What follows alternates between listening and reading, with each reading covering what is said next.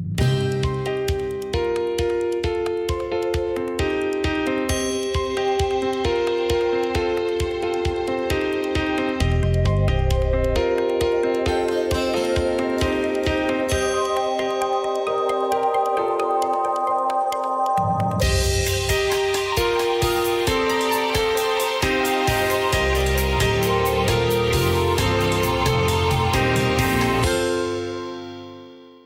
the City Council of Rocky Mount to order, and I'd like to welcome our special guest and staff and interested citizens to this meeting. As a reminder, and I don't need to remind those of you who come here periodically, this is what we like to consider a working meeting of the City Council, and the agenda does not include an opportunity for citizen petitions or questions. So I think we have two agenda items today. We're receiving two reports, and at this time I'll recognize City Manager Charles Penny. Mayor Pro Tem and members of the City Council, good afternoon. I wanted to just do a couple of housekeeping things before we get started. The city clerk always likes to recognize everybody's birthday. And so we did want to take a moment to recognize that Ms. Lois Watkins, Councilmember Lois Watkins, is going to have a birthday. And that's why we know all the citizens help celebrate her birthday. And so she already had it. But a little bit later on, we're going to have the appropriate way to celebrate her birthday. And so just want to call that to your attention. The mayor is on his way, and Councilmember Wiggins also emailed us, and he had to go back into court, but he should be here shortly as well. There are two things on the agenda today. One is to receive a safety report from the police chief. Annually, we like to find out how we're doing and if things have improved, and so Chief Moore will be here to share that information with you. And then after that, and I'll introduce this a little bit more later, but one of the things that council did approve was you approved a contract with a group called SFA, Sports Facility Advisory. And they are here today to share their findings with you and the public. And one of the reasons, and I want to be clear because there's some question as to why we're having another meeting this afternoon. Recognizing that people are interested in what we're doing, and so what we wanted to do was provide an opportunity for folks to hear. And so this evening at 6 o'clock, Sports Facility Advisory staff, CEO, and the county executive will be here to share their findings with the public as well. And so with that, I'll call on Police Chief James Moore to present the safety report. Good afternoon. Good afternoon. Before we get started, Captain Laura Farnstott has some handouts for council members of the PowerPoint presentation.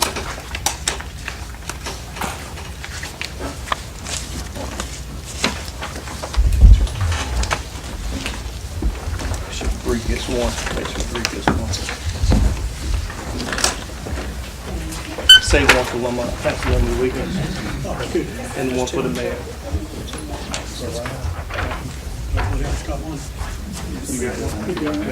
Okay, well, thank you.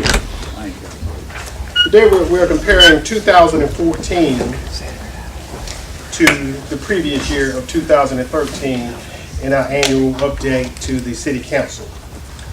One of the things that you'll see, 2014 was a very good year for the citizens of Rocky Mount in their collaborative efforts with the police department to enhance the quality of life and in the aspect of helping make the public safer. We had an outstanding year.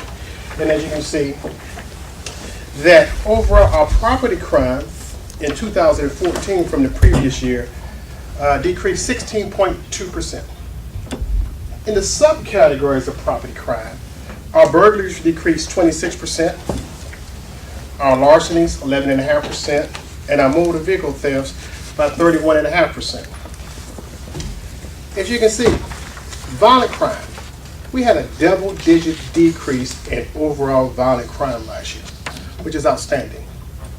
In our aggravated assaults, that's just anytime someone is struck or harmed with a weapon of any type, that's an aggravated assault. We had an 8.2% decrease. Commercial robberies, we had a 45% decrease last year compared to the previous year. And individual robberies against persons, we had a 16.5% reduction. And overall, in our part one primarily is property crime and violent crime and the subcategories that are listed. We had a 15.4% decrease from the previous year. That was outstanding. And if you look, reviewing index crime, if you remember last year, I told you that we had the lowest crime rate in 2013 since 1985. And this year, if you look at our index crime rate, we had the lowest crime since 1983. But let's look a little deeper. Let's look at 2013. We're right below 1985. So we skipped 1981, 82, 80, and 79. In the last 38 years, that's as far back as we can track, the last 38 years from 1977 to 2014, as you can see, 2014 was the fourth lowest number of incidents of Part 1 crime or crime that's measured by the FBI. Outstanding. And if you look at it even further, if you pull up to the last sheet of your handout,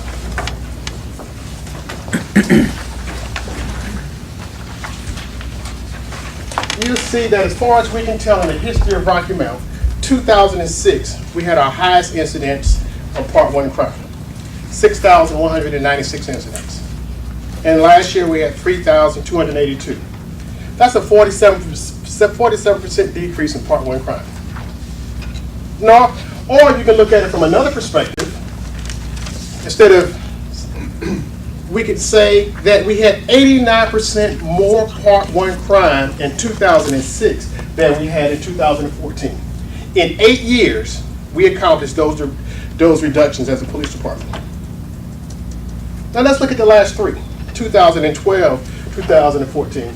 Look on your handout. You'll see that in 2011, we had 4,485 incidents of Part 1 crime. Just in 3 years, we've reduced the Part 1 crime 26.8%, almost 27%. Or you can look at it another way and say that we had 36.6% more Part 1 crime in 2011 than we did in 2014.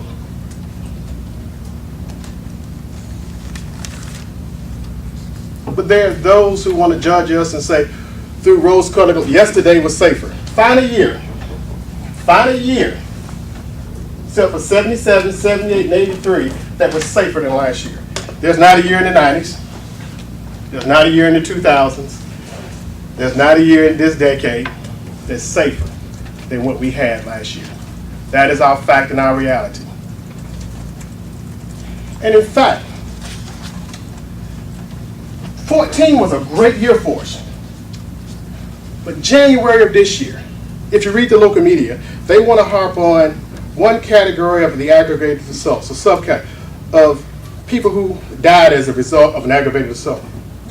And people were saying, oh my God, Rocky Mount's dangerous. Now, do you remember 14 was one of our best years ever? In January of this year, compared to January of last year, we had a 33% decrease in aggravated assaults in the month of January 2015 compared to January 2014. And overall, our violent crime decreased 20% in January of 15 compared to January 2014. That's a fact and a reality. You're the police departments and our citizens working together, they accomplished something that I think, when I sit back as a chief and working with citizens as I ride the community, I said, here. That was a yeoman's job. If nobody else passes on the back, I'm going to thank the citizens and the officers of the Rocky Mount Police Department. Next slide. Professional standards is a category that we always talk about. In 2014, we had 27 personnel or citizen complaints, and compared to 62 and 13. That was a 56.5% reduction, 56.5% reduction. That's the percentage. There were the numbers. It was 56.5% reduction. If you go back just 3 years, in 2011, we had 69 citizen complaints compared to 27 and 14. That's a 61% decrease. Or you can look at it another way. You can say that in 2011, we had 155% more citizen complaints than we did in 2014. Let's talk about use of force. We're talking about use of force all across the country. In last year, we had 49 incidents of use of force. The previous year, 57. That's a 16% reduction. Let's go back 3 years ago. In 2011, we had 118 incidents of use of force, a 58.5% decrease. Or we could say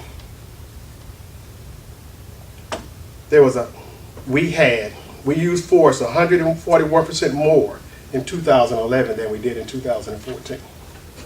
These are documented numbers coming from all of your previous annual reports. Next slide. And how do we do this?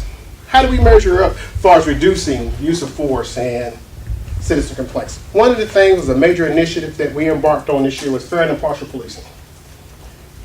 It's an initiative from a Dr. Laura Fidel out of the University of South Florida. And we trained all of our sworn personnel and many of our civilian personnel who have contact with the public in this initiative. And it's based on, we all as human beings, we can control our explicit biases. We know whether or not we are prejudiced or we're discriminating against a person. We see it, we know it, we control it. But all human beings, every human being, and police officers are human beings, American citizens, we all have implicit biases in our subconscious. And what the training tries to do with officers is to say, hey, don't be ashamed of your implicit biases. Let's try to figure out how to bring them to your conscious mind and be aware of them. And now we're going to teach you some techniques to manage them. This program is endorsed by the DOJ Community Policing Unit and the DOJ Special Litigation Unit. And what is DOJ? Department of Justice. We were one of the first 4 police departments in North Carolina to take on this endeavor, along with Fayetteville, Durham, and Greensboro. And we're proud of it. Moving into the future, we hope that the Green Dot bystander crime prevention philosophy takes place in the community. Green Dot is something that started at the University of Louisville several years ago to combat on-campus violence. And as the initiative started working in the Louisville area, it spread to the schools in Louisville, and then it spread to colleges and universities all across the country. I saw a presentation on it a couple years ago, and I had an epiphanic moment. We keep talking about the stop snitching and people being afraid of bystanders or citizens doing nothing when something occurs in front of them. And I said, hey, this Green Dot philosophy, maybe you can work here. So we sent 4 employees out to be trained as trainers in the philosophy. And basically what it is that we all as citizens, all of us, when we see something about to happen, it could be a parent getting ready to lose and abusing a child, it could be 2 guys at a bar arguing, it could be some type of domestic disturbance that you see at a shopping center or a mall. We all can do 3 things. We can get directly involved and try to intervene.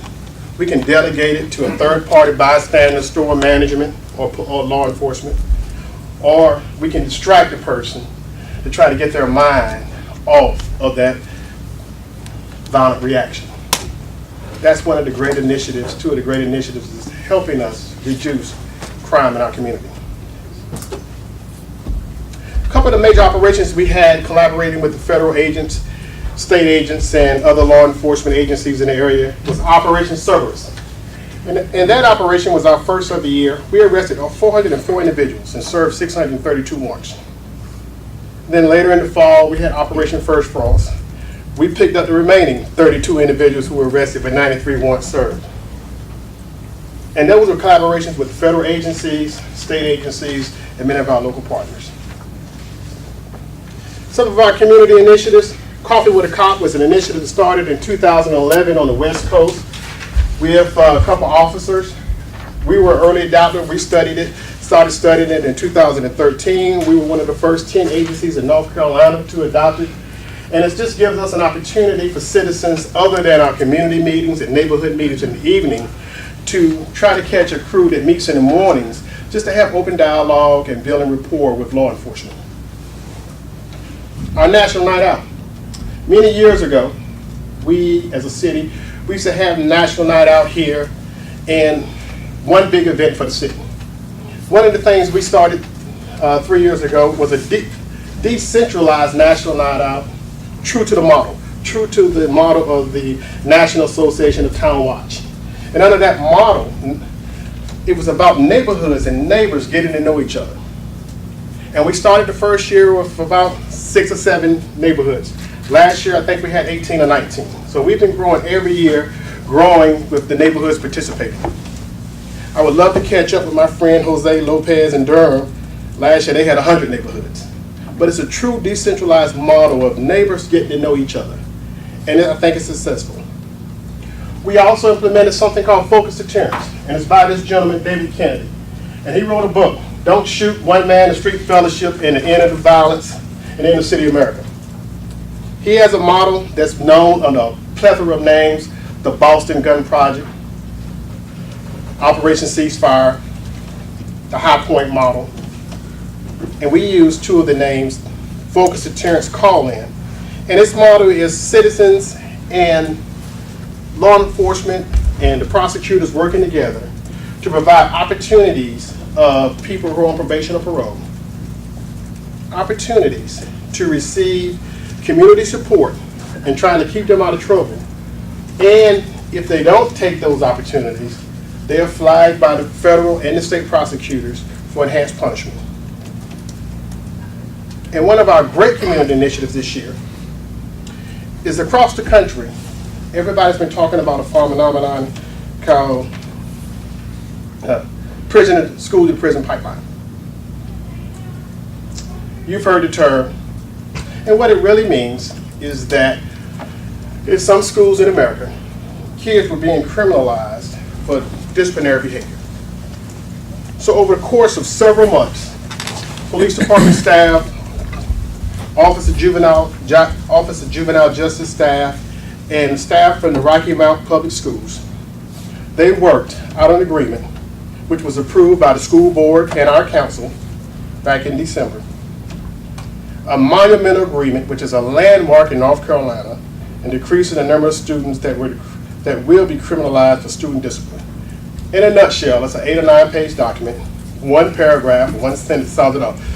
Our school resource officers from the Rocky Mount Police Department will not get involved in the disciplinary behavior in their school. That's up to school administrators. And it's a monumental document, and I've had people from all around the state requesting copies of that document as a platform for other school boards and law enforcement agencies across the state. That's the end of my report. I want to thank you, and I'll take questions from council. We as a police department, we're not perfect. We constantly strive for continuous improvement. And as you can see, each year we're improving, and that's our ultimate goal. Thank you. We celebrate these results, and we certainly applaud you for the work that you and others in your department have done that have helped produce the results, and you've outlined many of the initiatives that contribute to it. How do our results, our improved statistics, compare to national numbers or Southeastern? Well, the problem is for 2014, we don't know. We won't know until next fall. The SBI, sometime around between June and August, they usually, State Bureau of Investigation, they'll come out with preliminary North Carolina numbers. And the newspapers will do another story on that. And then in the fall, usually around October, The FBI will come out with a report with their preliminary numbers, and then you can start seeing numbers with other agencies. But I can tell you this, last year from 12 to 13, where we had tremendous reductions, just about every category on Part 1 crime, Nash County had increases. But that wasn't covered. We only get covered, I don't believe they did a report on Nash and Edgecombe counties crime rates from the last year.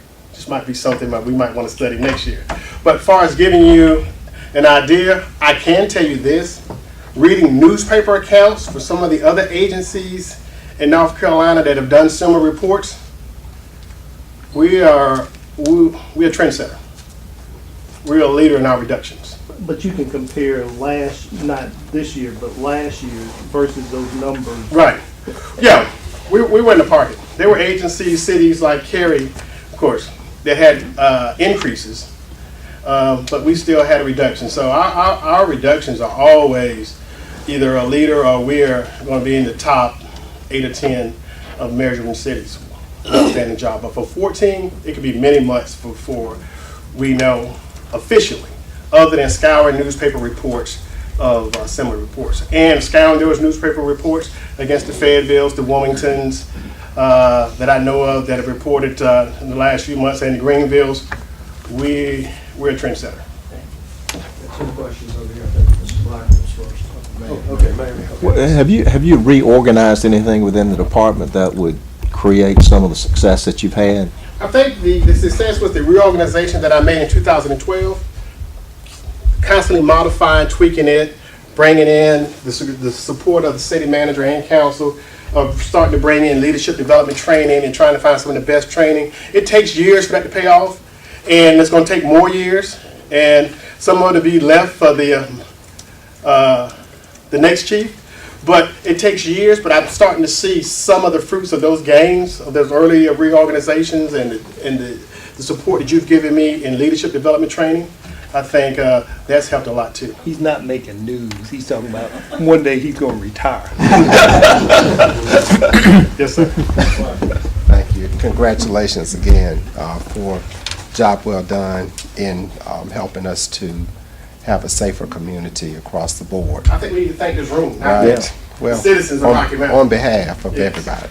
But one of the areas, and one of the areas that I would am interested in, what, from the community perspective, what do you see needs to be done to keep the trend going? And do you think that we are moving in a downward trend? Sometimes we sort of think as cities, we're a city, and we are not the largest city in North Carolina, but we're going to have city-related issues. So what is acceptable in our community as far as knowing what to expect, and what can we do as a community to support the efforts of the police department to have safer communities? What can we do? I think if you look at a community, the city as the major community, and you have sub-communities, and some of the things that we've been preaching, we started, is trying to work on what we call community empowerment under the auspices of community policing. Because one of the things that it's taken 3 years to do is to throw out all of the previous definitions of what community policing is that people have tried. And recently I wrote an essay on it because all of the previous attempts, most cities, they did not understand that community policing is not about a bike unit or a foot patrol. Community policing is a philosophy. And the first word in community policing is community. It's a philosophy of a collaborative effort between law enforcement, which is an extension of the community, and the citizens collaborating together to set community standards, individual to each individual community, and working together to uphold those standards. And I think over the last few years, we've grown through empowering citizens to know you have power for community standards. And a lot of the times when I used to use a definition early on to break it down, every neighborhood has community standards. Like in some neighborhoods, cutting your grass is a community standard. There's no expectation for anybody else to do it. The city won't do it. Your neighbors may joke with you. They may make a comment. They may go a couple feet on your property line to give you the hint. They see you. I was getting a little tall there over there, James, Councilman Blackwell. But that's a community standard, that expectation, you'll cut your grass. But that's not the same standard in every community. But what I've seen over the years in empowerment, I've seen communities where the city would go in and cut a lot of grass, to going into a community meeting one day, and the neighborhood president, Ms. Parker from Holly Street, saying, hey guys, the neighbors were complaining about overgrown lots. Hey, I found a minister and a pastor who has a riding lawnmower. And he said, if we would just buy the gas, he'll go over there and cut those overgrown lots for us in our neighborhood. That's community empowerment, and the community standards are growing. And I see that matriculating throughout the community. So all we need is for people to understand there's not been a city in America yet that has policed its way to a safer community. It's through that collaborative effort with citizens. And it's growing, it's multiplying, and we're hoping that it will become a force multiplier with years to come, and we can keep working together with our citizens to enhance the quality of life in our city. But that, Can I just bring that concept To the community empowerment and yes, sir, most definitely. but I just also want to say, you didn't ask me the question. I'll tell you. But I think some of it also has to do with economics and helping to create jobs and opportunities for people will also help with the crime issue. The police department has done great work, and citizens have done great work, but finding opportunities because people feel better when they can go to work.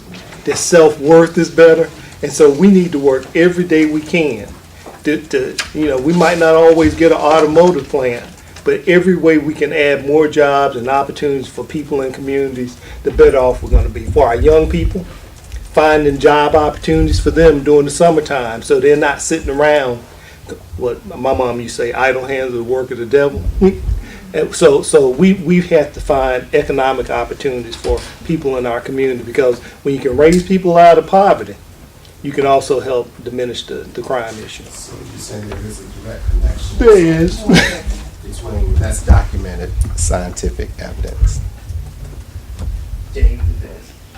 Yes, it is. I believe Mr. Knight's next. Yeah. Thank you, Chief, for all that you do, and the numbers are very impressive, and I hope some of this local media will pick up on it and deliver it the way you've done it today. One thing I want to say, when you came, you sort of changed the way we was dealing with gangs, with the gang intelligent unit, which I think has done a great job, and we sort of shifted from what we used to have, the jump out team or the street engagement team, which again I always thought that we needed both to work hand in hand. And I hear that constantly throughout the community. But what I also hear is, how are we going to get to the root of the problem?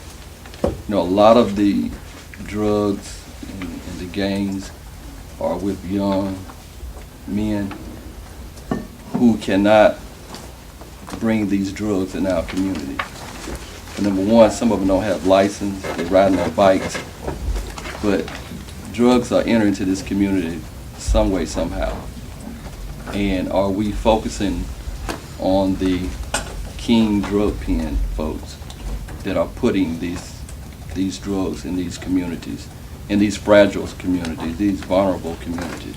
And I think we as a council, and along with you, going to have a candid dialogue with this community, and where this community feel like this is a black on black crime. It's a problem for the entire Rocky Mountain.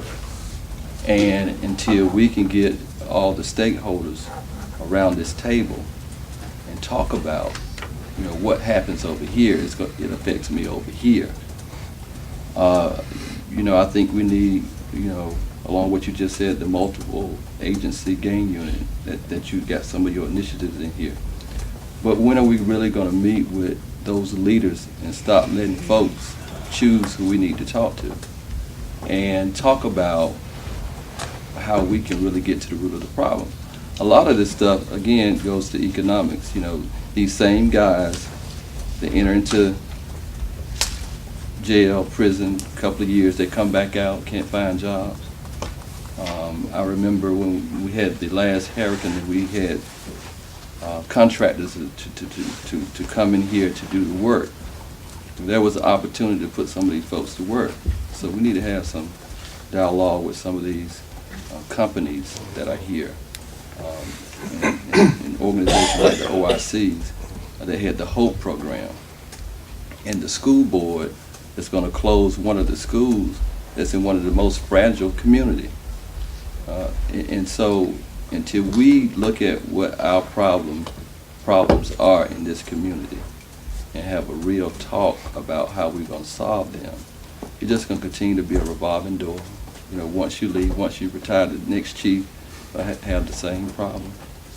And so, you know, I would like to see a larger discussion on how we all can be a part of this solution. And it was another program, I think Ruben and myself and Mr. Penny had started, A Will to Live, with getting those that were in gangs that wanted to get out of gangs, and some gang members, you know, that wanted opportunities. They were in this survival mode, you know, how they're going to help pay the utility bill, how they're going to put food on the table. But until we can get everybody, black, white, business, stakeholders, chamber, you know, around the table and talk about how we can move this community forward. It's not just here in Rocky Mountain, but it's everywhere. You know, I welcome, you know, to have that type of discussion to help you do what you are doing. And we thank you for doing a great job, and there's more to do. And I hope that this council will help pull this together and help you continue to reduce the crime in our area. Thank you, Councilman. I agree. We need a further discussion and a larger discussion to bring all the communities together, regardless of the demographics. I appreciate that invite. Thank you. Mr. Ball. Just an acknowledgement. Direct your attention to the slide up there, and the top two, left and right, is a tribute to our veterans and our Veterans Memorial. And I thank the police department for that, Chief. I know you had a lot to do with that, getting that picture on the right in a state magazine. And it's as pretty as anyone in the state's got, and I appreciate that. Thank you, sir. Thank you. Now, I wanted to pick up on the point that Councilmember Knight made. It was the reason I had initially raised my hand, was that we need to find more ways to support the programs for folks that have served their time in prison, and then with that record, when they get out, they can't get a job. And so what do they resort to support themselves and possible family members but crime? And so we have to find some way to break that chain. It's going to take a multitude of not-for-profits and private businesses to come in. Businesses are going to have to hire them. You know, there's the Ban the Box initiative, which is basically getting rid of that box for jobs that they don't have a statutory requirement to ask about your past criminal history, such as law enforcement, where there are tens of thousands of jobs in this community where that's not a statutory requirement. And the Ban the Box initiative was one of those initiatives, and I know Ms. Watkins was involved with that initiative to help recruit these young men. And also, in our focus to Terrence Call-In, we have our third one tomorrow, and at the one tomorrow with these young men, we've invited in, and we're growing, this time not-for-profits are going to set up booths and tables to, when these young individuals leave, to have the resources there at our next call-in, which is scheduled for tomorrow. And I know OIC has been invited, and the Nash Edge Coming Wilson Reentry Council, and Tri-County Industry. So that's just a small piece, because we're only talking about just a handful of young people. But if you look at the force multiplier of all of the employers in our community and all the not-for-profits being a force multiplier coming together, we can have a tremendous impact. Just last, That piece that you just mentioned, and thank you, Councilman Knight, for bringing that up, is the number one factor, I think, that works against inner city communities in particular, but it's going to affect everybody. We're seeing literally thousands of folks, because of policy changing at the federal and state level about who goes to jail and who needs to come out of jail and the cost of prisons. You know, I read one study that says it costs more to incarcerate a person than it does to get a Harvard education for a year. And when you start thinking about the cost of law enforcement, then we still got to come back home and figure out how to keep people employed. And I do believe that it's a good time to call for some type of discussion in our community about how to employ people who have criminal histories.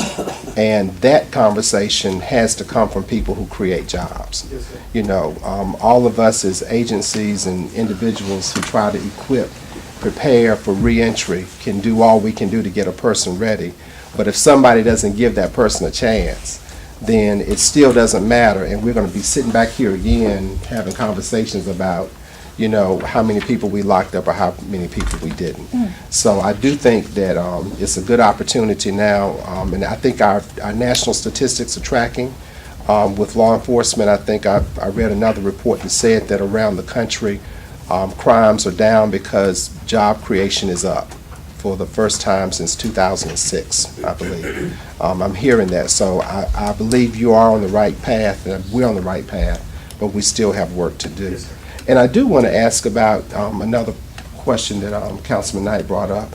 For big crimes that we don't really hear about, you know, the pipeline of illegal activity that comes through here, what's your approach? Do you, I mean, I know some things you might not be able to talk about, but are we working on big crimes? You're talking about the drug. Here's the reality, and you've probably heard it before in national news. The war on drug at the borders has been lost. We'll have a war. We've lost that. We've lost that war. We're fighting battles. You've heard it on probably from PBS to other documentaries that we're talking about at our borders, whether it's the land border or coming in through container ships from overseas. We've lost that. And it reminds me of Prohibition back in the 30s. We outlawed alcohol, but because of the violence associated with it, we went back and we legalized it. We regulated it. And as you can see, there are certain states in the western part of the country that are now against federal, because it's still federal. And right now, several states are suing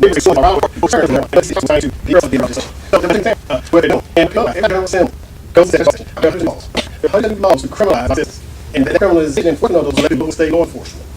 I don't think we realize that when the General Assembly comes and you see newspapers, effective December the 1st, effective July 1st, there are going to be these a dozen. Those are new ways to criminalize our young adults. And we as citizens, sometimes we got to think about that when we want a new bill to criminalize something. It's going to impact somebody's child. So, as law enforcement officers, whatever the community standard is, we'll enforce. If the state of North Carolina decides it's going to decriminalize certain amounts of marijuana, we'll no longer enforce that standard. That'll be the North Carolina standard. But far as what we do, we enforce the laws we work with. We have officers assigned to federal task forces such as DEA, Drug Enforcement Administration, and we look at the pipelines of people bringing drugs in to our area in larger quantities. But as we know, just at the borders, drug dealers, major drug dealers, they accept a certain amount of loss. So what gets intercepted, they already have that built into the pipeline. So it's almost like it's an ongoing battle that we can't win, and it's almost like one of these days our legislatures, such as some of the states in the West, are going to have that prohibition conversation, saying we've lost this, why not try to regulate it?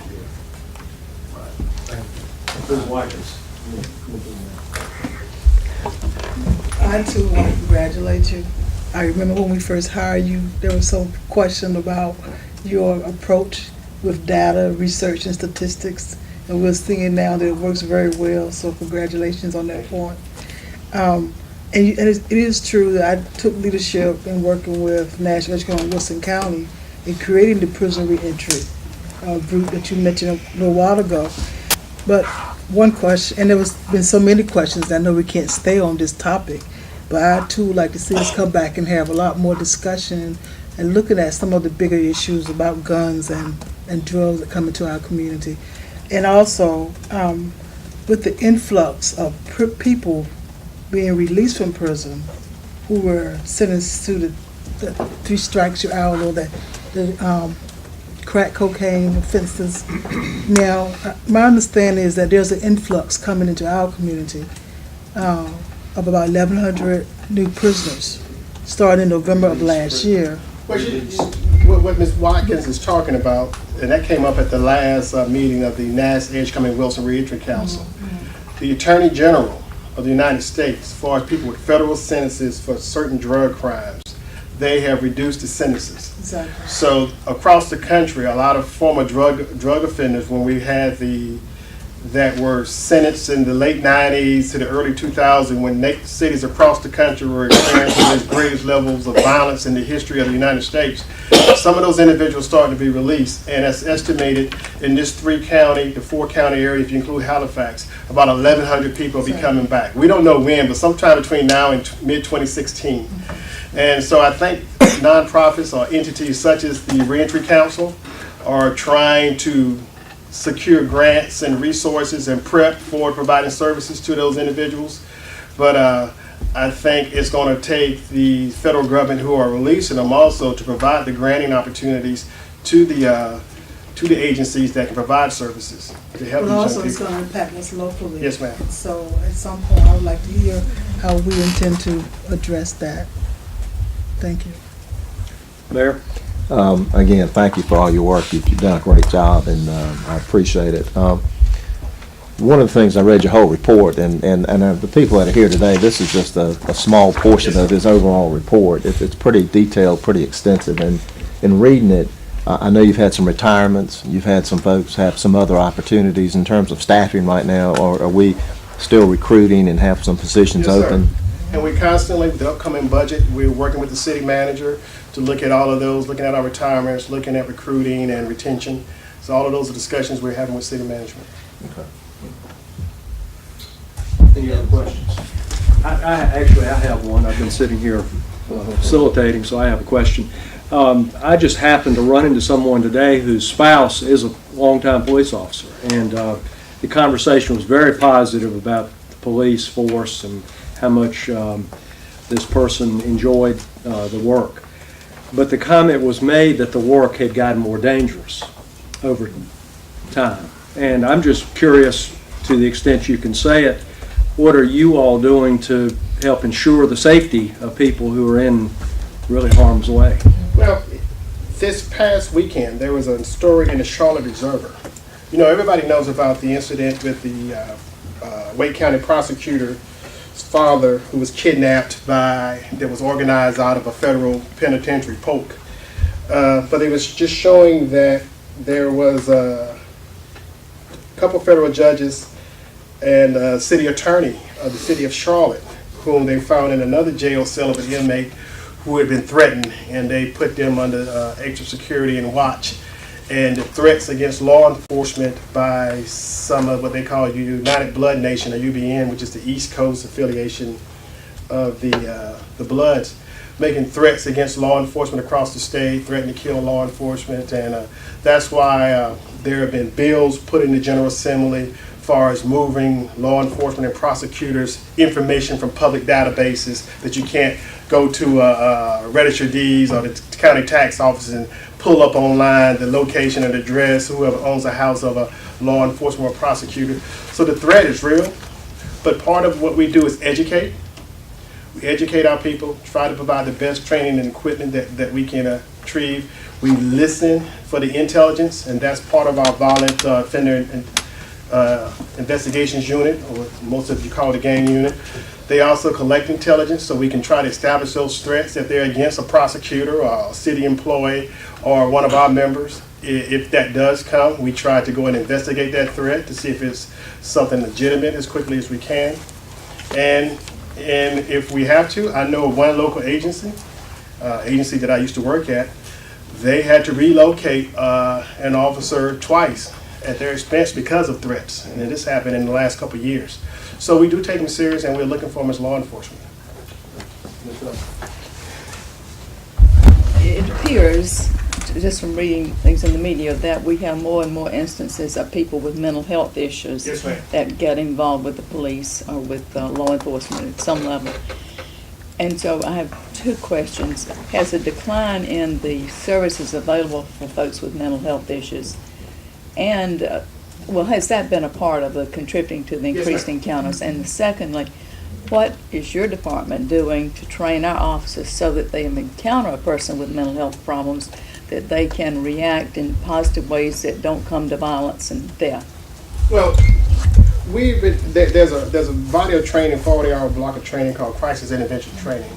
And we've trained many of our officers, and every year we're training more and more to be able to deal with individuals with mental illness, to try to de-escalate those situations. So that's something that's a part of what we do and what we train through every year. That's around the state, training more and more officers on what they call crisis intervention training. And we send officers to other types of de-escalation training, like surviving verbal conflict and verbal judo. And all of these trainings whereas they're not directly tied to people with mental illness, but it's teaching officers how to de-escalate or de-conflict in various situations. Yes, question on your technology and equipment. I see where we purchased riot gear for 30 officers. Are we going into militarizing our? Yeah. Okay. I just Well, wanted- first of all, the term militarization of police department, I think, if we want to take that and break it down, that term has been overutilized. If you look at it from a realistic perspective, most people don't understand the term. When you look at Ferguson, it was not an issue of equipment, it was an issue of tactics. They utilized, at that particular department, what we saw CNN in the daytime, bad tactics. The tactics were terrible. The tactics were, even as a police chief and a law enforcement executive for almost a dozen years, I found the tactics deplorable. So, as a police department, we also have a second job. Our major job is crime and order. Our major job is to protect the order, protect the facilities, protect the safety of the individuals. And sometimes we do have to have equipment to carry out our job. But trust me, my philosophy and our organizational philosophy and training is not about heavy tactics or violating anyone's civil rights. But in that case, didn't they have tanks? No, they had armored vehicles. They didn't have any tanks. But we don't have one. We don't have one of those. We don't have any of that. However, but there are times that you have situations that you do need equipment to be able to go and recover someone who might be. And an example is we had a citizen that had a AK-47. Well, we had two incidents. We had a mentally ill person that barricaded himself in his home on the second floor with a rifle. He didn't fire any rounds. However, if you know anything about a war movie, watching a World War II movie, he had elevation and a high-powered rifle. We would have had nothing to get close to him to mitigate it. Police cars can't do it. And we had another citizen suffering from mental illness who shot out of his back door into the woods over 100 rounds, and officers are approaching. He damaged one of our police cars. If an officer had been injured, we had no equipment to rescue that officer. So, as a fail-safe, an armored vehicle, and I'm not talking about a military surplus, an armored vehicle is a necessary tool for a modern law enforcement agency. We just don't have one. So I'm not talking about a tank. I'm just talking about a rescue vehicle where we can rescue and protect our citizenry. Okay, I did hear one takeaway from this. We do want to have a larger discussion about that, so you all have got that. That's for us to Chief, do. thank you very much. One clarification. And if you got everything in order. Today, start out in the mayor's side of the room, but just want to share with you a couple of things. Shift to our next topic. And I guess this is why we have so many folks in the room, but just want to share with you. Let's talk about the event center, downtown community facility. And I want to start out by just simply saying, in the scripture, in Proverbs 29:18, it says, where there's no vision, the people perish. And I think everyone would have to say that clearly our community, our council, our mayor, we've established a vision of trying to revitalize our downtown and to bring our community back, which is not only good for our downtown, but it's good for our two-county area, for our region. Governor McCrory was here last week, and the governor made some comments. And just want to use his quote, and I'll quote him, says, "When your city center or any part of your city has blight and decay, it sends a signal that there's not a future." And the governor also stated that an area sending this signal makes it difficult for him to recruit new industry. And ever since we've been talking about trying to revitalize our city center, what we have said to you on an ongoing basis is that if you don't have a vibrant center city, your community is not one that people want to live in. So if people don't want to live here, businesses also have to consider whether they want to locate their businesses in your community. I've always said that downtowns, being the living room of your community, they either kill a deal or seal a deal. I would tell you that I believe our community, our downtown at this point, it's not killing deals, but it can still do better. I want to go back a little bit in time just to give you a little background. I'm not going to stand here before you long because I want you to hear from Deb Petit. But our council has, I think, you've instructed me to do our due diligence. And I want to go back because some people want to make it as if we've been rushing to talk about the event center.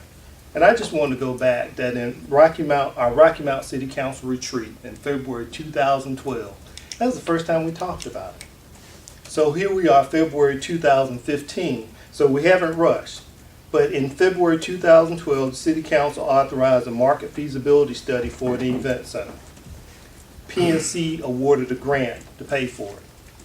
And AECOM was selected to do the market feasibility study. Then Rocky Mount City Council retreat February 2013, a preliminary report from AECOM indicated that a market existed. The final report was presented in November 2013 along with the financial analysis. Last year in April, we had a public meeting where we had all of our experts here and the public came and no one asked our experts any questions in reference to the project. May 14, 2014, the City Council authorized the city manager to secure funding for the proposed event center. And in November 2014, the City Council received an updated status on the project. Council also in November 2014 authorized a contract with SFA to do a more detailed operational pro forma for the proposed event center.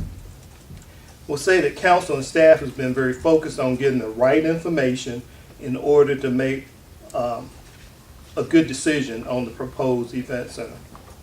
Councilmember Tom Rogers, Mayor Pro Tem Tom Rogers, has insisted on preparing a marketing plan which ensure the facility can outperform the projections of the AECOM report. But just remind you what the projections of the AECOM report were. The projection was that first a market did exist, but by year 5 of the proposed event center, we would have 300,000 visitors. These are not Rocky Mount citizens. These are people that would come to our community and would have an economic impact of $12 million a year on our local economy. So Councilmember Rogers said, but it also said that we would need to subsidize the operations of the event center for many years. And the subsidy ranged from about $700,000 a year to somewhere in the low $300,000 a year. And that was fair, according to that report. But as we think about our process, the beauty of our process is, first, we haven't designed a building. But and what we see in other communities, they design a building first, Then they try to figure out how to make it work. But what we've done is, by you authorizing us to hire SFA, we've actually developed a program to go in the building, and then we would design the building to go around the program. The goal for the proposed event center is to create a new economy for our region and the city. It's to create a destination location for our city center. It's to incent private investment in the center city. It's to grow the tax base. And as much as possible, it's to minimize the impact on our taxpayers.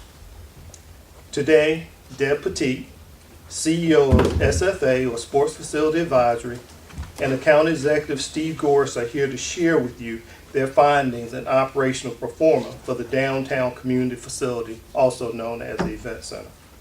What they have prepared for us is an institutional grade performance for which can be used for financing the facility. I will say what you will see when you do see the performance, that it does not include the debt, but we recognize that a facility cannot be built without having some debt associated. What they are going to talk about is the operations of the facility. We'll say, as far as the cost of the facility, when we did the design build and took the RFQs for the design build, what we have instructed those companies that submitted proposals, we asked them to look at building a structure in our community for an estimated cost not to exceed, all in, that means constructed and furnished, not to exceed $32 million. And after interviewing 5 firms said they could deliver what we asked for. And so today, I just wanted to put that number out there. There are other things that go into the cost, but it's not $50 million. If you go back to the SFA report, I'm sorry, these alphabets are getting me. If you go back to the AECOM report, the AECOM report talked about $37 million, and that was all in. And what you saw when you saw those numbers increase is when our financial folks started looking at the numbers, our financial folks started looking at there may have been some costs that they felt need to be added. And so they've got the cost of issuing debt and things of that nature. But at this point, we're still in the I'm going to say roughly 39 million all in, but we're not $50 million. And we hope for that number to be even less. With that said, I want to call on Deb Petit, and I want to introduce to you Deb Petit and Steve Gorse. Steve is the account executive, but Deb Petit is the CEO of SFA, and I'll pass out the information to the council. Great, thank you. All right, pleased to be here. And as you all know, we've been through an extensive research process to produce the performance that you're looking at. Let's go and real briefly, because I know some of you might want a refresher on our background. We were founded in 2003. We've served a portfolio of about $4 billion in planned and operational community, youth, and amateur sports complexes. That's what we focus on. Our venues are designed to enhance the economic and health vitality of the communities we serve. Every type of facility, court, turf, ice, adventure you might imagine. We're a full-time team, including all of our different branches of 90 people around the country. We had 12 million visits in our venues last year. We know how to have venues, how to fill our venues. We've outperformed forecast in every single venue that we have the opportunity to open and oversee, because it's not just about build it and they will come. It has to be built and properly marketed, properly priced, properly sold, right? If I said to you, I'm going to open a lawn care business and I can do X, and then I said to you, by the way, I know everybody in the community, they all trust and like me. I used to do lawn care for them in a previous life. You would imagine that my results might be better than if I'd said I'm starting this from scratch. The event organizers that we go out to are accustomed to us. They know us. They know the venues. They know what we do. So it's really important to understand when we talk about those visits that proper management is one of the key assumptions within these documents. And there are firms like ours and others who manage venues like this with great effect. We opened 1.5 million square feet and about 600 acres in 2013 and 14. We say we're having fun because if you came to our office in Clearwater, Florida, you would see that we are passionate about this. 12 million kids and families going in our venues, doing things that are good, not participating in all of the other things that these poor kids are so tempted by today. That is a good thing for our society. We are absolutely convinced of that. We see it community after community. We're known for producing accurate financial forecasts. We say we lie, we die. The reason is that financing sources rely on us to tell them the truth about the future. There is no benefit whatsoever in us inflating a number. There's no extra dollar in it for us. The only thing we would do is diminish our reputation. So our financial forecast would now no longer be reliable. We're tracked and watched all the time. We're very public. We do this for community sport and recreation centers in markets around the world. Steve and I most recently have been in Puerto Rico, Trinidad, Tobago, St. Croix. Those are the tough jobs. But we're in, middle of Iowa and so on and so forth.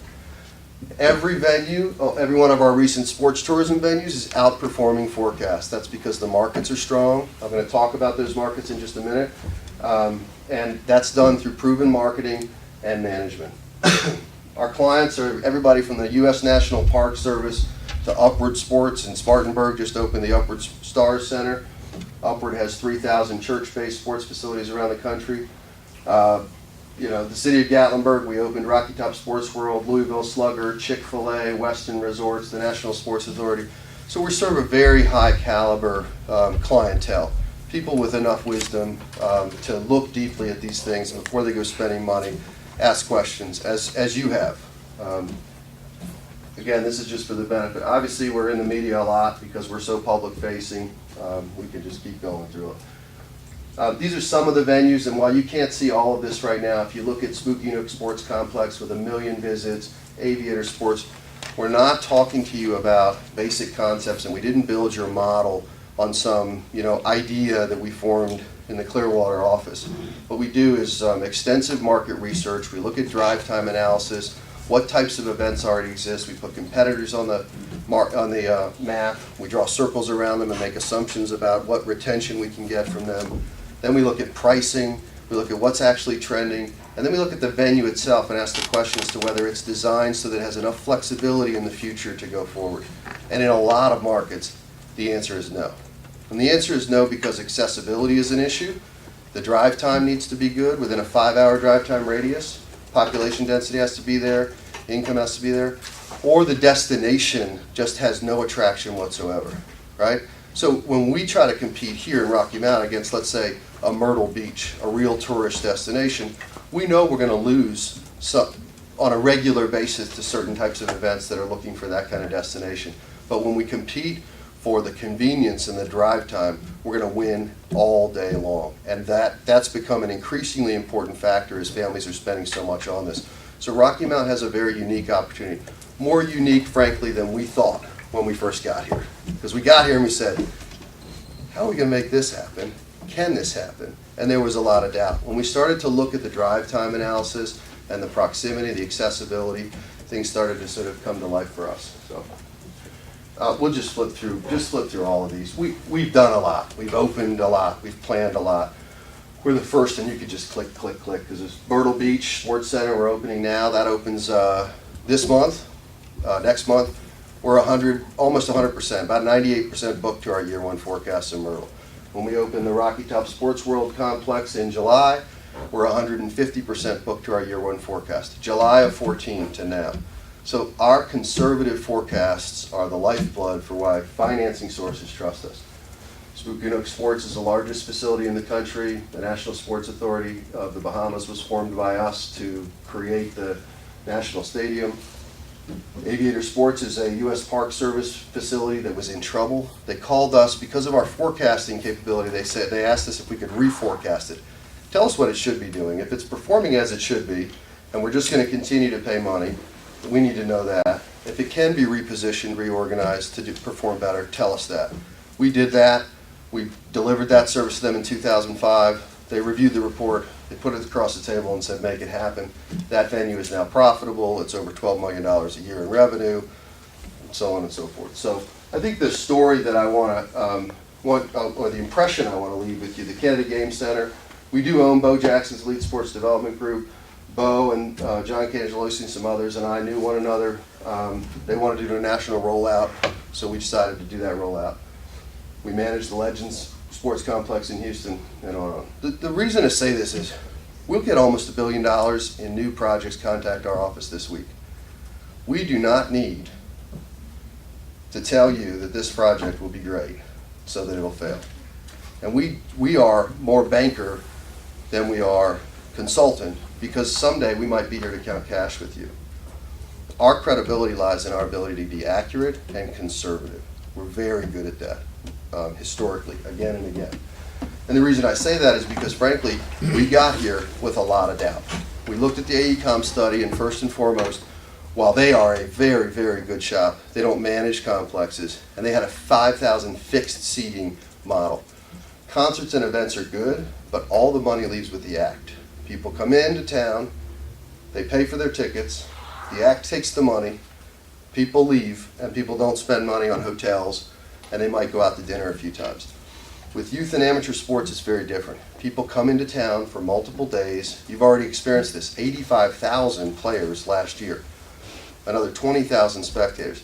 They come into town. If the event is organized properly, they stay in your hotels. And if the event is organized properly, they spend money in your local businesses.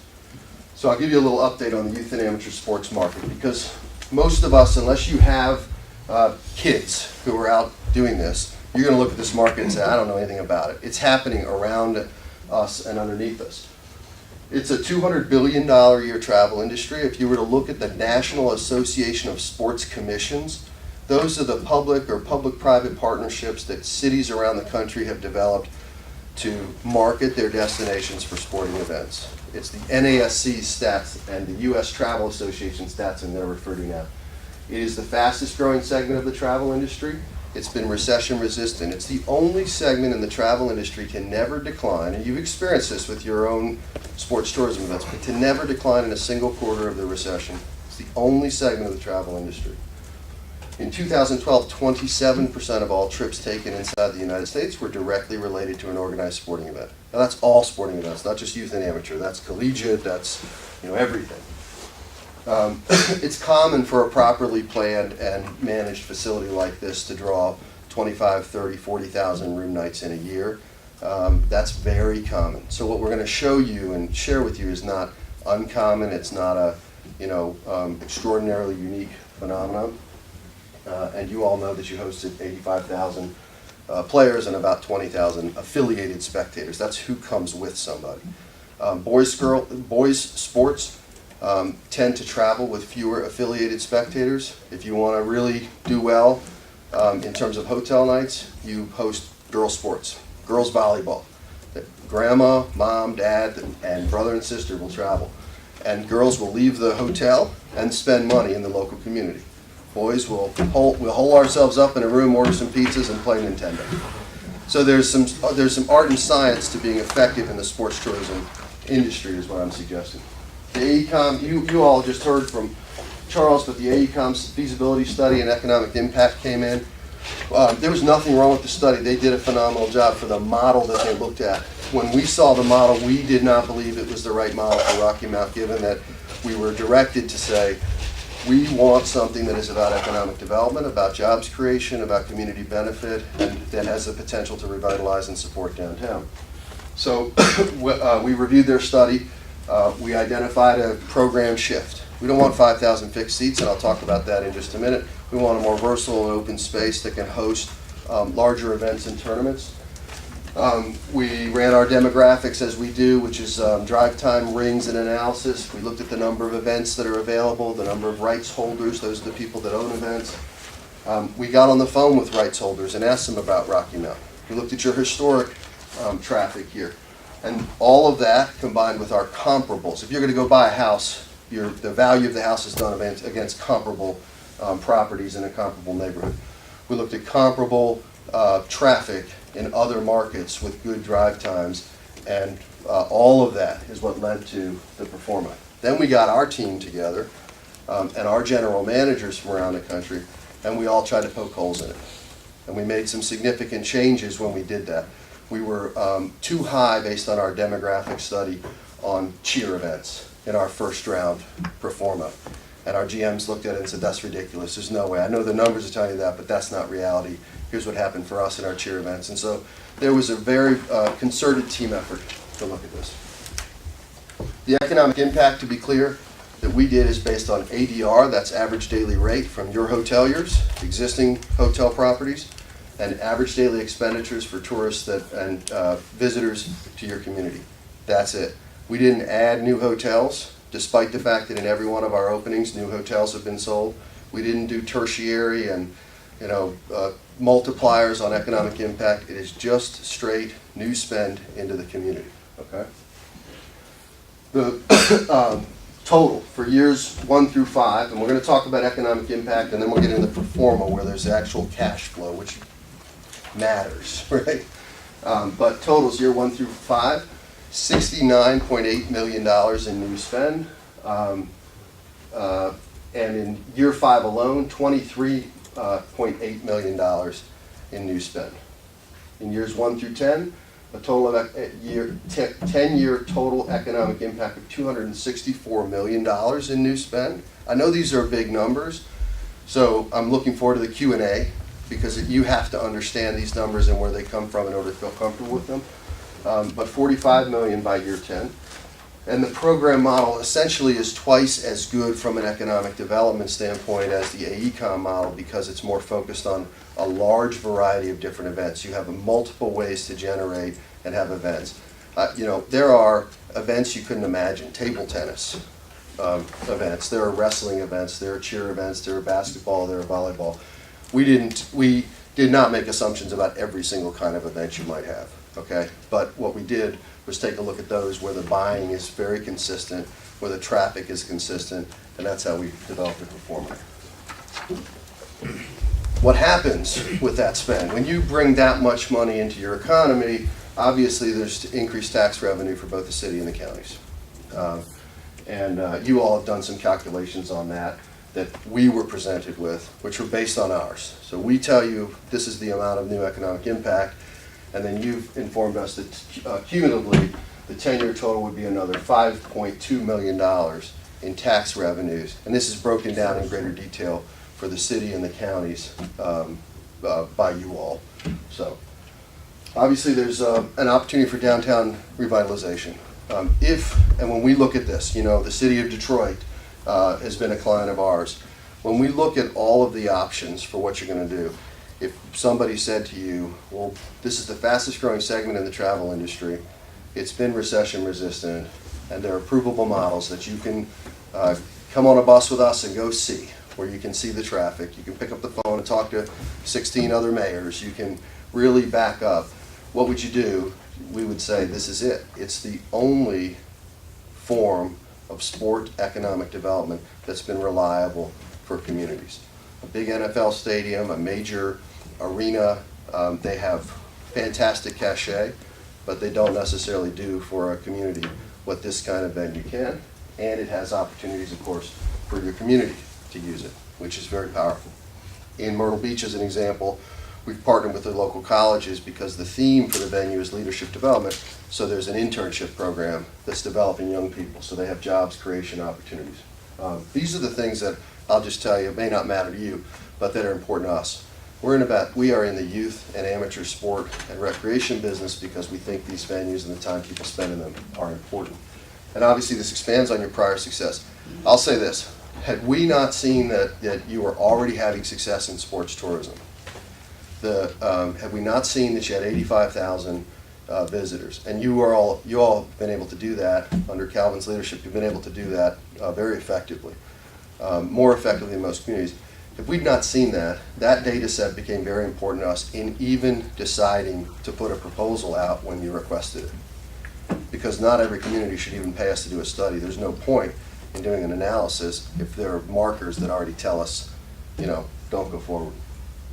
Okay, so our conclusions are that a properly sized and programmed facility will significantly expand the economy, through sports tourism.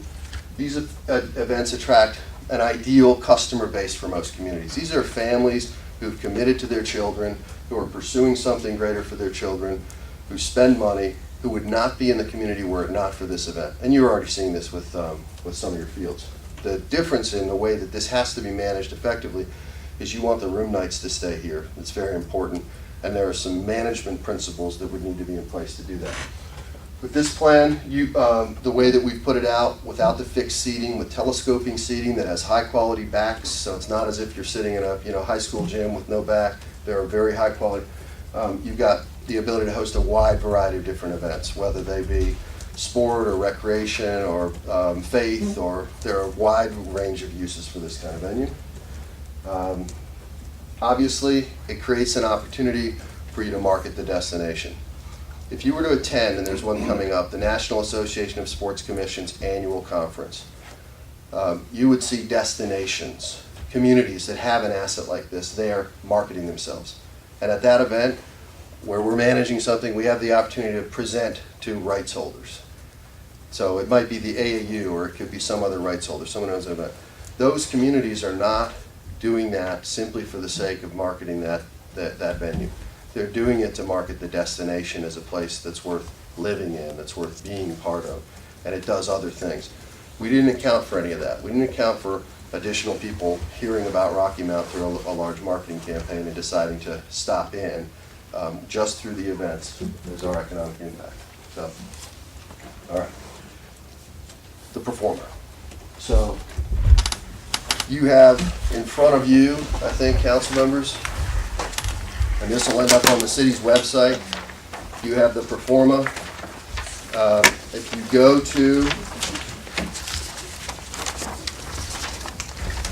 the very first page, you'll see the facility program. I want you to envision a venue that when you arrive feels like the ultimate recreation, sport, entertainment, indoor park. The way that we've designed this, so this is not just some basketball courts with some good lighting and some seating. That would not produce the results we're talking about. If you are, and I'll use Myrtle Beach as an example, or Gatlinburg, Tennessee, there's a lot to do immediately outside of the venue.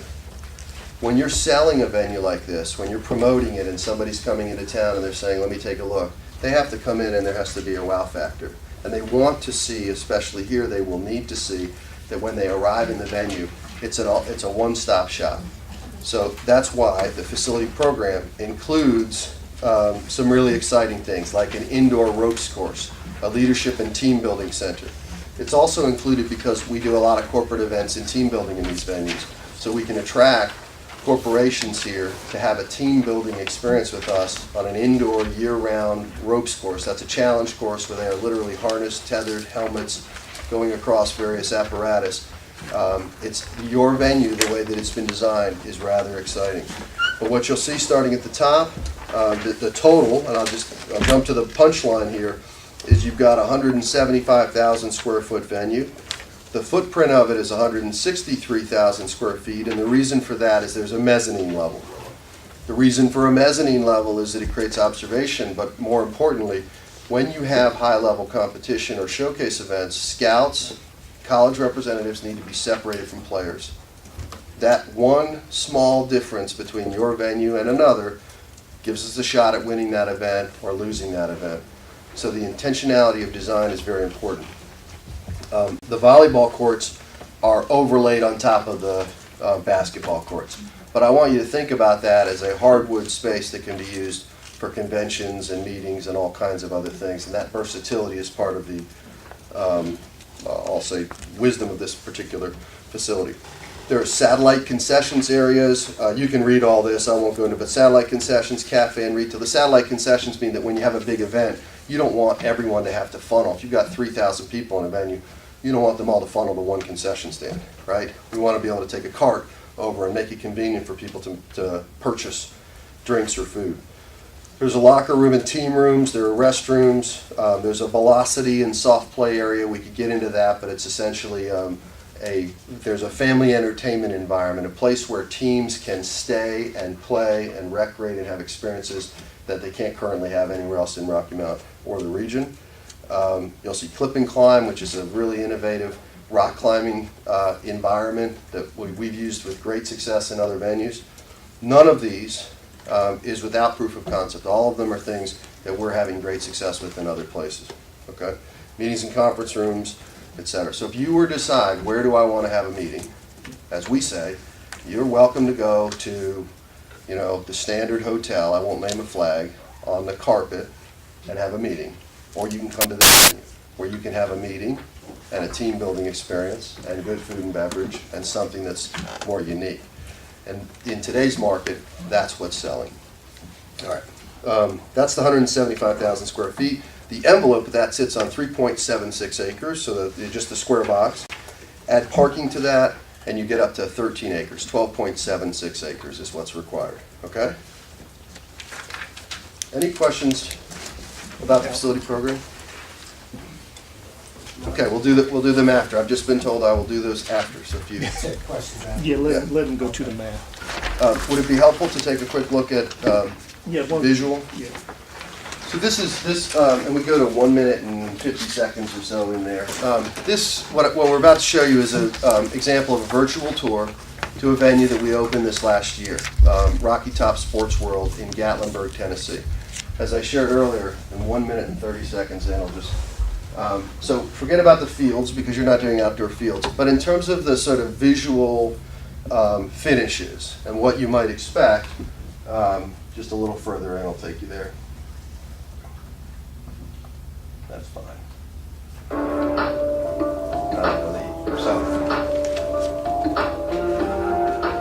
So your climbing area is not at the entry, but I want you to imagine walking into a venue and having this wow factor and this sense of light and brightness that's important. You've got a significant major concessions area, a check-in registration. Rocky Top Sports World, by the way, is a venue you're welcome to visit. You're welcome to talk to the mayor, the city manager, same with Myrtle Beach. There are team rooms in this environment. And then when you get out on the major floor, this is set up right now visually for sports. But you can imagine that these curtains, they're retractable, all the nets are retractable, everything. We can convert this from one thing to the next with 3 pushes of a button. Everything's done. There's a mezzanine level. And those courts, you can roll carpet on them, you can roll turf on them, you can do all kinds of things on that court. Hardwood is a differentiator, so people ask us about sport court or other surfaces. Hardwood's a differentiator, and it qualifies us for certain type of events. The ceiling heights will meet standard. And down to the foot, everything has to be measured properly in order to qualify for the kind of events we're talking about. So I think you get a sense. Yours is, if you want it, for point of reference, if you were to go to Spooky Nook or Nook Sports, I think .com, is that the website?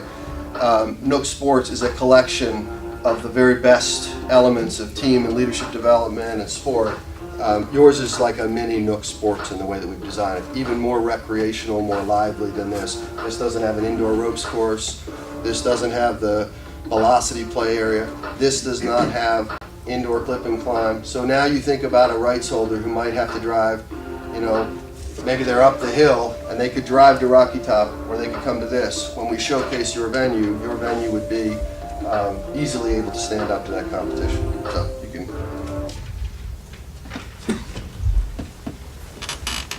And what I don't want you to do is get the impression that we said, oh great, we got the model, let's rock and roll.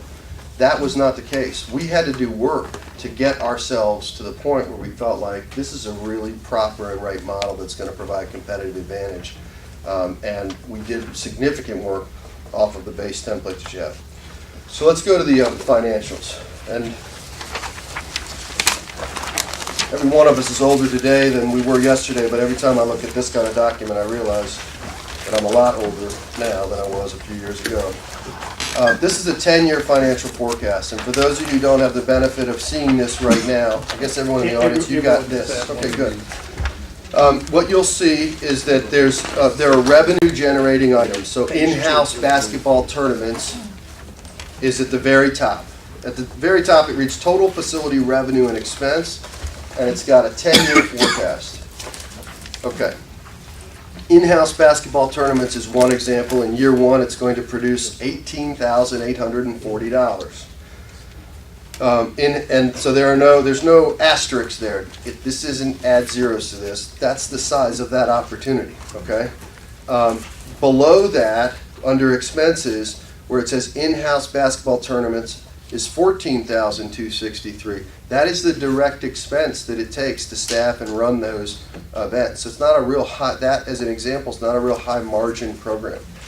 We've done that for every area. So deeper in the performa, each of the business units, the in-house basketball, in-house volleyball, et cetera, has a breakdown of where the costs are associated with them. And as you would expect, in year one, you run a much tighter margin operation.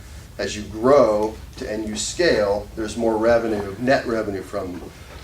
But this is a collection of different revenue-generating business units with rules, if you will, in the expenses.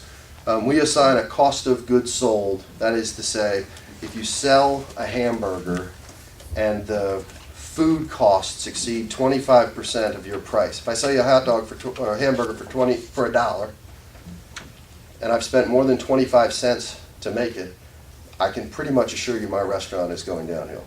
And anyone who's a restaurateur would agree with that. The same is true in this model. You can't just run this and charge X and change the expense structure. Everything has to be managed down to the detail. And so that's built in to this model. The staffing expense to run those is variable. So if you do more of those events, you're going to staff and spend a little more, but still as a percentage, it's got to be managed to be profitable, which is one of the nice things about this. You have multiple revenue generating items. You have expenses that are controlled with a cost of goods sold set of ratios that are the rule book, if you will. This is how we run things, or how we would recommend that you run them if you're running this. And then you have your fixed expenses. So the variable expenses are associated with events. I'll guarantee you this, and I'll say this, well, let me look at a high level. So you're going to go from total revenue of $1.646552. Do you all see that?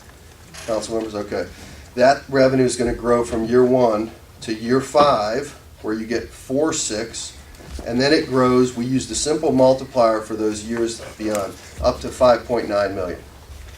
Just to be clear, we run a 60,000 square foot venue on the West Coast that does $5.2 million a year right now.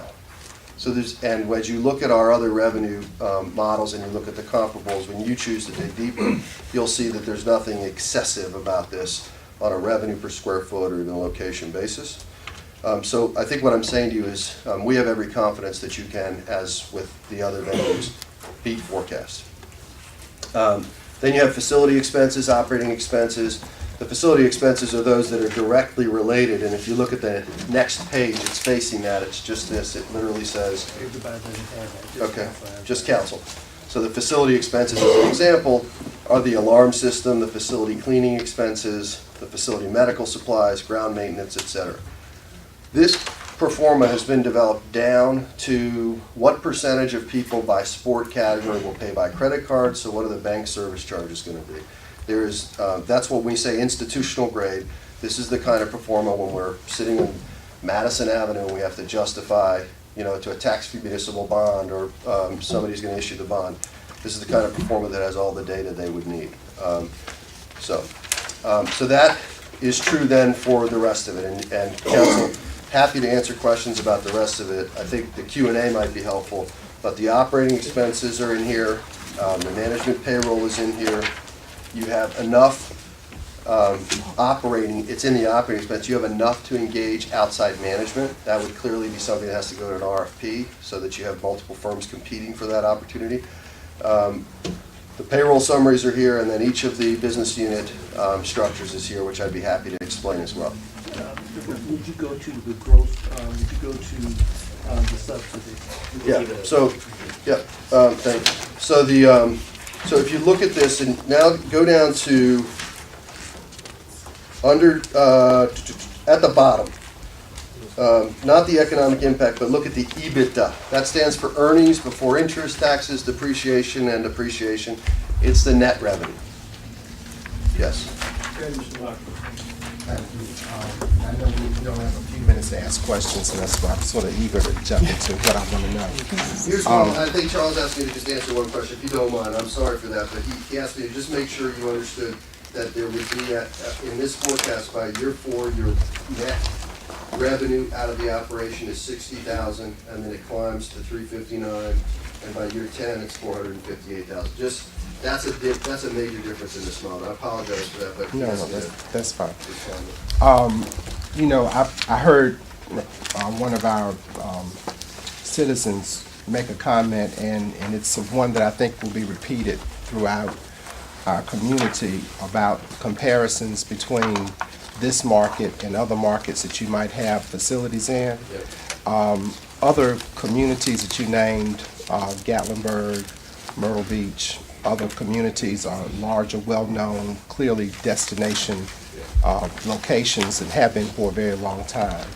When we're building a new energy to become a destination, what other variables are important in doing so, so that we're building name recognition ourselves? Clearly, our citizens, many of us, not all of us, but many of us are very pessimistic about the possibilities of what we can do in this city. Yeah. So for a person that is an industry leader that's done what you've done, and nobody in this city has done what you've done, so nobody can speak from your perspective but you in this city that I know of. When you came here and said it can't be done, and then you start doing your homework and said, could be done, and then you finish up and saying, oh, you can make money with this. Why would you think that? Why Rocky Mount and not Myrtle Beach and not Gatlinburg? It's the reason 85,000 people chose to come here last year who did not go to Myrtle Beach or any of those others. Not all families want to spend that kind of money. Those major tourist destinations are very attractive to certain rights holders, certain people who own events, and they're very attractive to a certain demographic that actually has the money to spend. If you look at Disney's Wide World of Sports, and Steve Doherty on our team opened Disney's Wide World of Sports and was there for 13 years. Steve Eaton was the director of operations for all of Disney, and they're now with us. But when you look at that venue, one of the challenges that families have with Disney is they know that they're just going to empty their wallets every time they drive that far. And they're looking for destinations. There is a market that's looking for destinations that aren't going to bleed them dry at the amusement parks or at all of the other things. That's one factor. The most important factor for you is your accessibility. The most important mindset shift that we had was looking at your historic traffic and what you've been able to attract here already, right? So we're not saying to you that our great brilliance can turn this from zero into a hero. We're saying to you, you're already a hero at 85,000 visitors. You're already a hero with a great destination. And you have an opportunity now to build an indoor venue that expands upon that. And I think that is the reality for you. I think to deny or to not stay clear about 85,000 visitors, when I talk about Rocky Mount now, anywhere I go, I talk about 85,000 visitors and 20,000 affiliated spectators. And people say, what? Why? And I say, because of the destination. Look at the drive times. So that was a big part of it. Mayor? Questions have come up consistently about location, downtown versus, intersection of I-95 and 64. And so just talk a little bit about that in terms of your process. Well, to be clear, we were asked to look at the downtown as the option, and that's where we focused. We talked about whether or not you want to bring it out. The difference here in this marketplace is that these are destinations. So Spooky Nook, the largest indoor sports facility in the United States. It was overseen and opened by Steve Goris, who's here, before he joined our team. And he was our client, actually. So they hired us to help them create a plan. It was in Lancaster, Pennsylvania, actually in Manheim, in the middle of a field. And when you drive there, you are dodging the horse manure because it's, Amish country. And they have fantastic cheese and fantastic food. But ultimately, it's not a high valued recreation tourist environment. It hasn't been historically. But the bed base that they had, this was a revitalization tool for them as well, right after they'd done the convention center. They did the convention center in a downtown that was pretty tough in Lancaster, Pennsylvania. So I think it's actually a pretty good measure. But people won't care about the last 10 minutes or 15 or 20 or 30 minutes of their drive, right? What they care about is whether or not it's generally in a location that's convenient to get to, okay? I think to the question of what else needs to be done, a campaign around the brand of Rocky Mount would need to accompany this. We need to get really clear about what Rocky Mount is. I always say, be what you is. Don't try to be what someone else is, right? It sounds funny, but if you're going to be what you is, then we have to decide that we're going to proactively market what is great about Rocky Mount and remove the conversation about what we're not. Because everything we're not is comparing us to some other place that we are not. We're never going to get there. It'd be, so from a branding perspective, I think as this facility, if you choose to move forward with it, as the facility is coming online, an overall destination marketing campaign and plan needs to be put in place. Secondly, in order for this venue to do this, it has a marketing budget which allows it to go to the major trade shows. And some of your folks go to some of those shows, right? But those opportunities mean that you should not be just marketing this venue. You should be marketing multiple venues that you have here. I think synergies between this venue and the Imperial Center would be important so that the downtown experience overall is not just one that is inside this venue, because one of the things that can happen when you go to a destination, if you go to a facility, is you forget where you are. I think the venue itself needs to have a museum, Hall of Fame, other experiences for the consumers so that they don't forget where they are. Well, you getting somebody excited right now. You doing the whole thing. Hey, you do it. No, well, actually, you are paying us, but not for that. So I think that it's not a matter of, again, if you build the box 174 square feet ready to go. I think it's a strategic, and I think you've been fairly strategic in saying, all right, first study pretty good, but can we do better? I think it's a strategic and concerted effort. You'll need to form an advisory council that the management group reports up to, and that council should be representative of the tourism industry, it should be representative of people who care about downtown, and it should be representative of people who care about the 95 corridor. Because all of this traffic here and all of these, kids and families, they're not going to come downtown and just stay downtown. They're going to benefit both counties and they're going to benefit the city specifically. So there's a structure that needs to be put in place for this to be effective for your entire citizenry. And we've done that very effectively in other locations. The management company needs to report up to that group. That group needs to evaluate them on a month-to-month basis. That group needs to run a monthly budget versus actual meeting. Are we actually doing this? All of those things need to be put in place. Mr. Knight, and then Mr. Bowen. I think one important thing that you said in your intro, if you lie, you die. So I knew you was for real. But there's been a lot of lying going on in this community. So I hope that this presentation from you today put that lie to rest. Because we want a transformative project in our downtown that will bring more people into our city. If we can bring 85,000 there with the sports complex, we can bring over 100,000 or more to our community. And we want people to leave here and say that I love Rocky Mount. We got this slogan, ask me why I love Rocky Mount. The reason being the event center, the sports complex, the Imperial Center, Douglas Block, the Hall of Fame, Chris.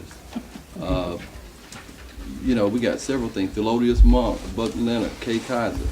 So we got a strong history, now the Brew Mill. So, and just looking at your numbers, they're good. So I hope that, I'm not trying to put you in the funeral home business, but you put a lie that we have been hearing to rest and that we can move forward as a community.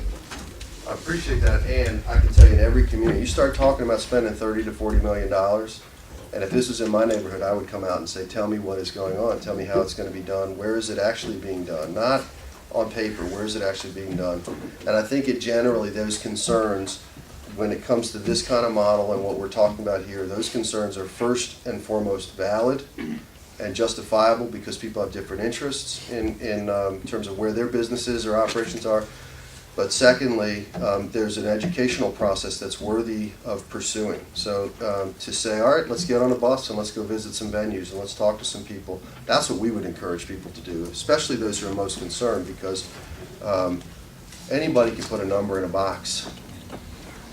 It's just a fact. I could come in here and this thing could be a series of numbers that we just stuck in a box and said, looks good, let's get ready to roll.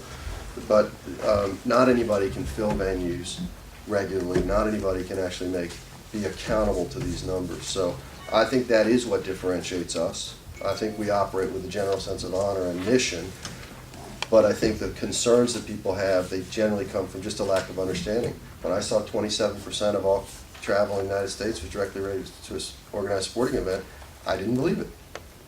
I asked our research team to look further into it. And I think that's part of what you've been dealing with. So.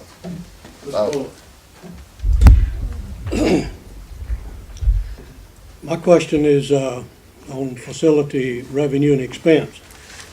Our first study, feasibility study, a little over a year ago, showed this thing at costing us from anywhere from $250,000 to $1.5 million, $2 or $3 million a year. Yep.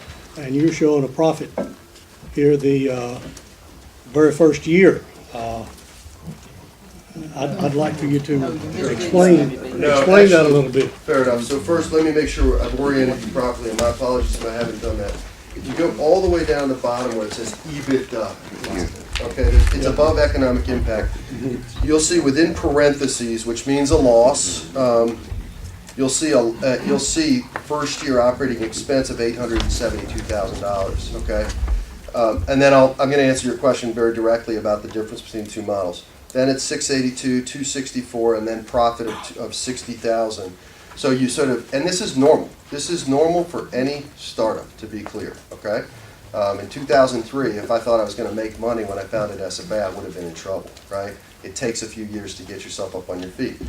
The difference between the AECOM study, however, and ours is we've programmed this completely differently. What AECOM had was a concert and events venue that could also host facility rentals, which can be used for various types of events. And those are lower margin in many cases. So even in yours, there was we've done all kinds of work on, well, what about, here's all these events. We talked to concert promoters and others, and we could have done a ton of concerts in your market, but the margin was so low it wasn't worth pursuing. So your particular performa and the way that we put this together is a completely different set of products and services. We're selling something very different, and you're programmed differently than the AECOM study. And that's why by year 4, you have no operational subsidy. Year 5, $359,000, and then it starts to climb positive year over year after that. That's why. So Deb, if you were to take the subsidy for year 3, it comes about $1.8 million. And if you took that subsidy and spread it over 10 years, you're talking roughly $180,000 a year over 10 years. If you took it and spread it over 20 years, you're talking $90,000 a year versus the AECOM report, which said first year would be about $682,000. First 2 or 3 years is $682. Then it was like 300 and some thousand there on out. So if you look at the Davenport report, we probably had about $13 or $14 million in subsidy for the facility based on AECOM's report. Good report. But the difference is the programming. And if we had built, and we haven't designed anything, but if we had built the building the AECOM mentioned, we would have maybe gotten 3 basketball courts. In the building and following the program that SFA has laid out, you potentially could have 8 basketball courts going at one time, which is what AAU basketball tournaments are looking for. You would have 16 volleyball courts going at one time. So those are the things that will make people want to come to your building because of the ability to have all those games going on at one time. that's the difference between the programming of the building versus what AECOM was Well, laid out and for. to go back, that $1.8 million in operating losses in the very beginning, you also have $5.2 million in new tax collection over that same period of time.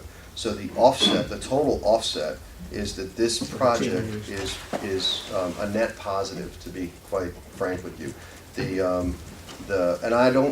Part of me is hesitant because, you know, if something sounds too good to be true, it's too good to be true.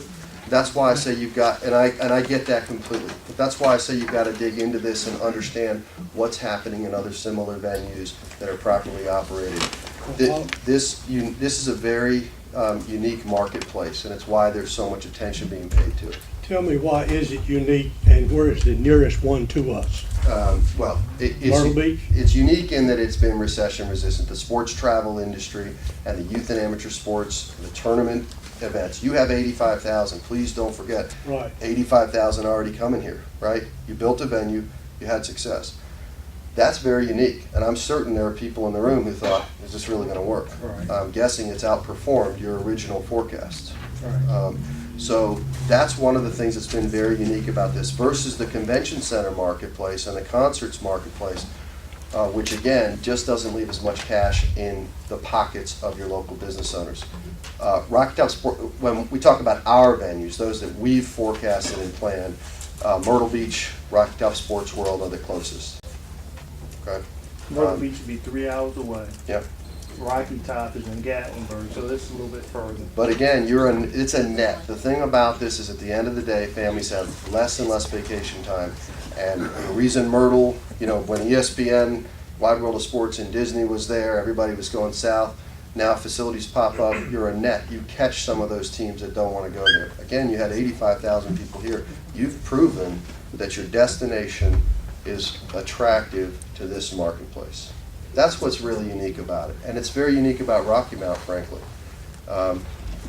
Cary and Raleigh and every other community in the marketplace is going to think about doing some kind of a venue as well, and we've accounted for that in our analysis. The plan for you is to have something that's much more unique, like Spooky Nook, okay, in the middle of a field, the largest indoor sports facility in the country, a very successful model that is in a community of, how large is the community? 50,000. Every event has to come from the outside. So it's quite similar. The reason they come there is because the facility itself is really special. So. Ms. Miller? As council members, we're very positive on our community. We've seen what we have done with the sports complex and the Imperial Center and other venues here. But we didn't have the luxury of jumping out and saying, this is a wonderful idea, we're going to do it. We're required to do our due diligence. But unfortunately, in the interim that we were doing that, there were those who took out a position and stood by it to say, no, it will never work. But we don't have that negative opinion of our community. Several quotes have been shared here today, and I just came across one that my father-in-law made quite a few years ago. He's been dead now for a while. Success comes in cans, not cannots.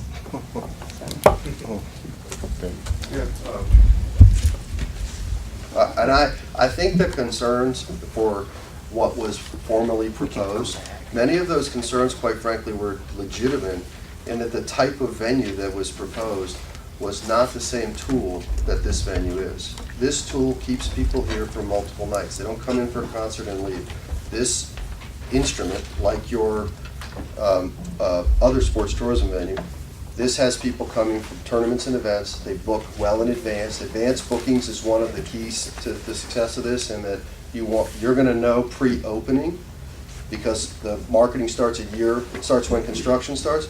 You're going to know what your bookings look like well in advance. That's how we've been able to achieve the kind of results in pre-opening that we have in other venues. Mayor, members of the council, Mayor Pro Tem, the good thing is Dev and Steve are not going anywhere, and we have 8 minutes before the regular council meeting. We can come back